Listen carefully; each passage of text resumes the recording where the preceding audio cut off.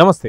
సలార్ ఎంతగానో ఎదురు చూస్తే అసలుకి కళ్ళు బయళ్ళు కమ్మేలాగా మైండ్ బ్లాక్ అయ్యేలాగా సినిమా సంబంధించిన హిట్ టాక్ కావచ్చు, కలెక్షన్స్ కావచ్చు, నిజంగా ఒక ప్రపంచాన్ని క్రియేట్ చేసింది. అయితే ఒకానొక టైంలో బాహుబలి క్రియేట్ చేసినటువంటి యొక్క రికార్డ్సే ఇంకా బద్దలు అవ్వలేదు.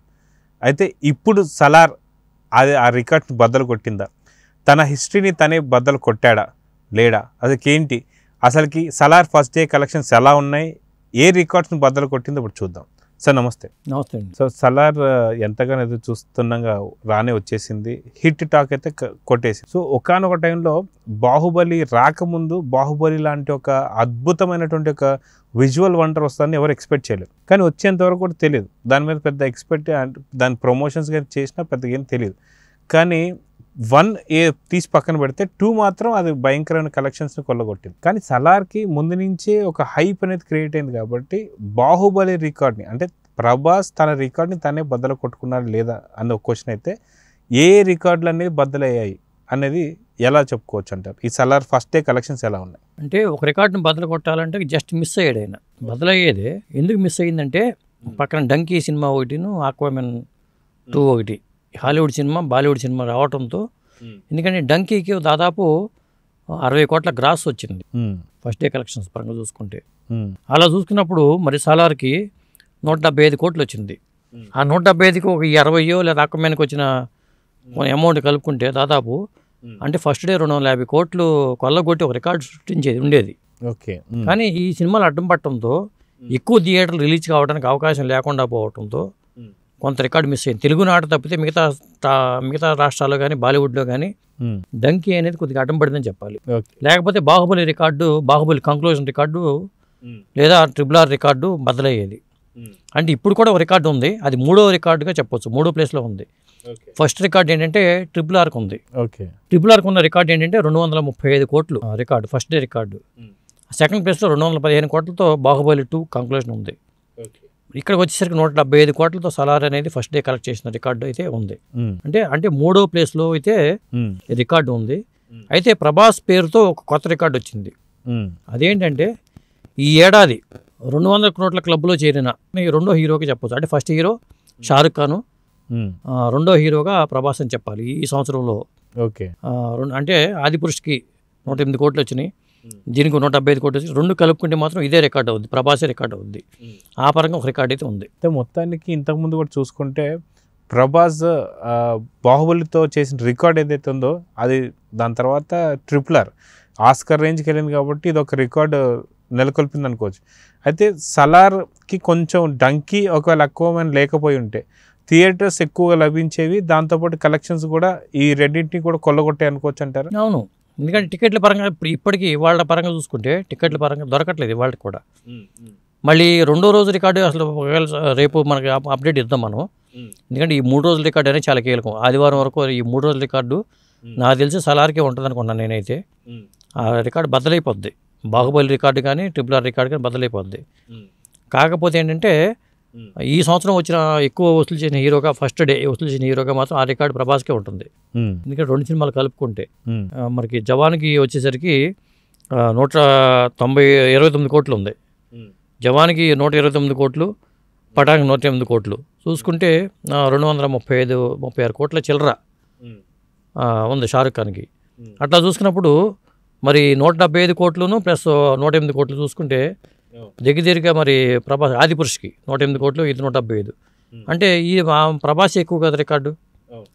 అంటే ఫస్ట్ రికార్డు అయితే ఈ సంవత్సరంలో ప్రభాస్కి ఉంది, ఆ తర్వాత షారుఖ్ ఖాన్కి అయితే ఉంది. అది అయితే మొత్తానికి ఇయర్ ఎండింగ్లో వస్తూ ఒక పెద్ద వీడ్కోలు పలుకుతూ 2023కి 2024కి కూడా స్వాగతం మళ్ళీ సలార్తోనే పలుకుతూ ప్రభాస్ చేస్తున్నట్టు ఇలాంటి చూస్తే ఏమనిపిస్తుంది అంటే? నిజంగా చెప్పాలంటే ఇది అసాధ్యం అనుకుంటున్నాం మనం, దాన్ని సుసాధ్యం చేసిన హీరోగా ప్రభాస్ని చెప్పుకోవాలి. ఎందుకంటే ఇంత కలెక్షన్స్ రాబట్టడం అనేది 35 లక్షల టికెట్లు తెగినాయట ఫస్ట్ డే కలెక్షన్స్ పరంగా చూసుకుంటే. మరి అంత టికెట్లు తెగినాయి అంటేనే మనకి ఆ స్టామినా అనేది తెలిసిపోతుంది. స్పెషల్ షోలు నడిచినాయి, తెల్లవారుజాము నుంచి షోలు వేసుకుంటూ వచ్చారు, థియేటర్ల సమస్య ఉంది. అయినా సరే ఇప్పటికీ కూడా టికెట్లు దొరకని పరిస్థితి అయితే ఉంది. ఒక కొత్త రికార్డుని అయితే సృష్టించారు. కాకపోతే టోటల్ కలెక్షన్స్ పరంగా ఎంత వసూళ్ళు అవుతుంది అనేది మాత్రం చూడాల్సిన అంశం. అయితే మొత్తానికి ప్రభాస్ రికార్డ్ ప్రభాసే బద్దలు కొట్టుకుంటాడని చెప్పేసి అనుకున్నాం, కానీ అది కొంచెం జస్ట్ మిస్ అయింది బికాజ్ ఆఫ్ ఒక పక్కన హాలీవుడ్ సినిమా కావచ్చు, ఇంకో పక్కన బాలీవుడ్ సినిమా రెండు కూడా రావడంతో. కానీ సలార్ సంబంధించి ఫస్ట్ సీజ్ ఫైర్ 1 చూసాం కాబట్టి ఇది ఎక్స్పెక్టేషన్స్ అనేది పార్ట్ 2 పైన ఖచ్చితంగా ఉంటుంది. సో ఇప్పుడు మనకున్న ఫస్ట్ డే కలెక్షన్స్ అయితే చూస్తున్నామో దాన్ని బట్టి పార్ట్ 2కి సంబంధించి ఫస్ట్ డే ఈ రికార్డు బదులు కొట్టే అవకాశం అయితే ఉంటుంది. ఖచ్చితంగా బదులు కొడుతుంది. ఇప్పుడు బాహుబలి 1 రికార్డు వేరు, బాహుబలి 2 రికార్డు వేరు. మనం కంపేర్ చేసిన బాహుబలి 1 రికార్డుతో కంపేర్ చేయాలి. అట్లా చూసుకున్నప్పుడు ఇది ఖచ్చితంగా సెకండ్ ప్లేస్లో ఉన్నట్టు లెక్కే అట్లా చూసుకుంటే. కానీ ఫస్ట్ ప్లేస్లో RRR రికార్డు ఉంది కాబట్టి ఆ తర్వాత ప్లేస్లో సలారే ఉంటుంది. ఎందుకంటే బాహుబలి 1తో కంపేర్ చేసుకుంటే. మరి సలార్ 2 వేసుకుంటే ఖచ్చితంగా బాహుబలి రికార్డుని బద్దలు కొట్టే అవకాశం అయితే ఖచ్చితంగా ఉంది. ఇంకా ఓవరాల్ కలెక్షన్స్ పరంగా చూసుకుంటే బాహుబలి 2 అనేది 1600 కోట్ల రూపాయలు వసూలు చేసింది గ్రాస్ పరంగా చూసుకుంటే. అలాంటప్పుడు ఆ రికార్డుని మరి ఈ సలార్ బ్రేక్ చేస్తుందా లేదా అనేది ఇప్పుడున్న ప్రశ్న. ఖచ్చితంగా అయితే అంటే ఇప్పుడు జవాన్ కానీ పఠాన్ కానీ దాదాపు 1000 కోట్ల రూపాయలు వసూలు చేయగలిగినాయి. అలాంటప్పుడు ఖచ్చితంగా ఈ సినిమాకి కూడా మరి సలార్ కూడా నాకు తెలిసి బాహుబలి రికార్డు బ్రేక్ చేస్తే అది పెద్ద రికార్డు అవుతుంది. ఇంతవరకు బాహుబలి రికార్డులు ఇంతవరకు లేవు. బాహుబలి పేరుతోనే ఉంది ఆ రికార్డు. అది బ్రేక్ చేస్తే మాత్రం మళ్ళీ ఆ తర్వాత స్థానం సలార్కే దక్కుతుంది. అంటే రాజమౌళి ప్రభాస్ పేరుతో ఉన్న రికార్డు ప్రశాంత్ నీలు ప్రభాస్ పేరుతో వచ్చేస్తుంది, ఆటోమేటిక్గా వస్తుంది. ఇది మొత్తానికి ఇందాక మీరు చెప్పినట్టు ట్రిపుల్ ఆర్ తర్వాత బాహుబలి తర్వాత ఇప్పుడు ఇది సలార్ ఉందని చెప్పేసి అంటున్నారు. ఇది ఓవరాల్ ఓన్లీ తెలుగు ఇండస్ట్రీకి సంబంధించి రికార్డ్స్ అనుకోవచ్చా, లేదంటే పాన్ ఇండియా స్థాయిలో ఉన్న రికార్డ్స్ అనుకోవచ్చు? ఇది టోటల్ వరల్డ్ వైడ్ రికార్డ్స్ నుంచి, వరల్డ్ వైడ్. సో ఈ రకంగా చూసుకుంటే టాలీవుడే అన్ని స్థానాలు ఆక్రమించింది అనుకోవాలి. RRR టాలీవుడ్ సినిమానే, తర్వాత సెకండ్ ప్లేస్ వచ్చేసి మన సినిమానే, థర్డ్ ప్లేస్ కూడా వచ్చి మన సినిమానే. సో ఇలాంటి మన రికార్డ్స్ మనమే తిరగ రాసుకుంటున్నాం అనుకోవచ్చు. అంతే, ఖచ్చితంగా అంతే. ఇప్పుడు KGFకి వచ్చేసరికి ఏమవుతుందంటే అది కన్నడ ఇండస్ట్రీ నుంచి వచ్చిన సినిమా కాబట్టి KGF మనం మినహాయించలేము. అయితే మీకు ఒక లిస్ట్ చెప్తాను నేను. ఆ లిస్ట్లో దాదాపు అంటే 100 కోట్లు ఫస్ట్ డేనే వసూలు చేసిన సినిమాల్లో జాబితాలో దాదాపు 10 సినిమాలు దాకా ఉన్నాయండి. అది చూసుకుంటే మనకు ఫస్ట్ ప్లేస్ మనం ఏమనుకున్నాము, ఆ RRR సినిమా అనుకున్నాం, తర్వాత బాహుబలి 2 అనుకున్నాం, తర్వాత సలార్ అనుకున్నాం. ఇక ఆ తర్వాత ప్లేస్లో KGF ఉంది, KGF 2 ఉంది. అది దాదాపు 170 కోట్లు. పెద్ద తేడా ఏమి లేదు, సలార్కి దీనికి పెద్ద తేడా ఏమి లేదు. 170 కోట్లు KGFకి వచ్చింది. ఇక జవాన్కి 129 కోట్లు వచ్చింది.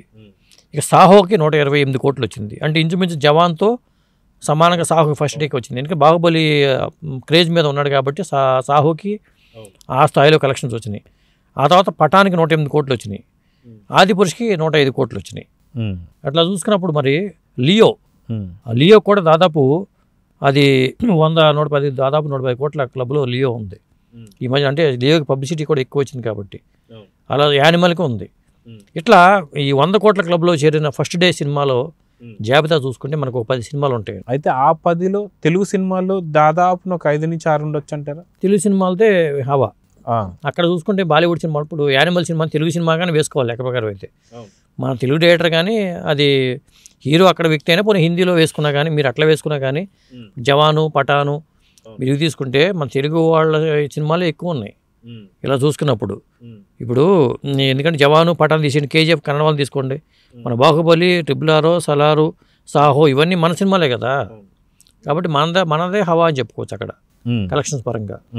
కలెక్షన్స్ పరంగా చూసుకుంటే సలార్ అనేది టోటల్ కలెక్షన్స్ ఎంత వస్తాయి అనే క్యూరియాసిటీ ఇప్పుడు అందరిలోనే ఉంది. ఫస్ట్ ఇంకోటి ఏంటంటే ఈ 3 రోజుల కలెక్షన్స్ రికార్డు పరంగా కూడా అది సలార్కే సొంతమయ్యే అవకాశం కనిపిస్తుంది. ఎందుకంటే డంకీ బోల్తా కొట్టింది, ఆక్వామెన్ కూడా ఆశించిన స్థాయిలో ఆక్వామెన్ 2 కూడా లేదు కాబట్టి ఈ 3 రోజుల కలెక్షన్స్ పరంగా మాత్రం చూసుకుంటే బాహుబలి, RRR, సలార్ని కంపేర్ చేసుకుంటే ఆ రికార్డుని సలార్ బ్రేక్ చేసే అవకాశం 100% కనిపిస్తుంది. అది మనం సమానాడు వీడియో రూపంలో చేద్దాం. అయితే ఇది కాకుండా నెక్స్ట్ ప్రభాస్ సినిమాలు కావచ్చు, కల్కి రాబోతుంది 2024లోనే 100% మళ్ళీ సలార్ పార్ట్ 2 రాబోతుంది. సో ఇలా అన్నీ చేసుకుంటూ వెళ్తే 2024లో కూడా ఇప్పుడున్న 10 అవుట్ ఆఫ్ లిస్ట్లో ఏదైతే ఉంటుందో తెలుగు సినిమాల హవానే మళ్ళీ నడిచేటట్టు ఉంటుంది అనుకోవచ్చా? అలాగే ఉంది. ఇప్పుడు మనకేంటంటే ఈ పాన్ ఇండియా హీరోల స్థాయిలో ప్రభాస్ హవా నడుస్తుంది, ప్రాంతీయ స్థాయిలో బాలయ్య బాబు హవా నడుస్తుంది. 2023 సంవత్సరం పరంగా చూసుకుంటే తెలుగు ప్రాంతీయ హీరోల పరంగా చూసుకుంటే బాలయ్య బాబు ఉన్నాడు. ఇక పాన్ ఇండియా స్థాయిలో చూసుకుంటే ప్రభాసే ఉన్నాడు. 2024లో కూడా మరి బాలయ్య బాబు కూడా పాన్ ఇండియా హీరోగా ఎస్టాబ్లిష్ అయిపోతే మళ్ళీ అది చెప్పలేము. అంటే ఈ బాలయ్య బాబుకి ఉన్న వయసులో చెప్పాలంటే ఆ స్థాయిలో కలెక్షన్స్ రావడం చాలా గొప్ప. అవును. ఓకే. మొత్తానికి ఒక పక్కన కన్నడ, ఇంకో పక్కన తెలుగు, ఇంకో పక్కన తమిళ, ఇలా సౌత్ ఇండియన్ డామినేషన్ ఎక్కువైపోయిందని చెప్పేసి చాలామంది బాలీవుడ్ క్రిటిక్స్ కూడా అంటూ వస్తున్నారు. ఇది నిజంగానే వాళ్ళకి కొంత కంటగింపు అంటారు.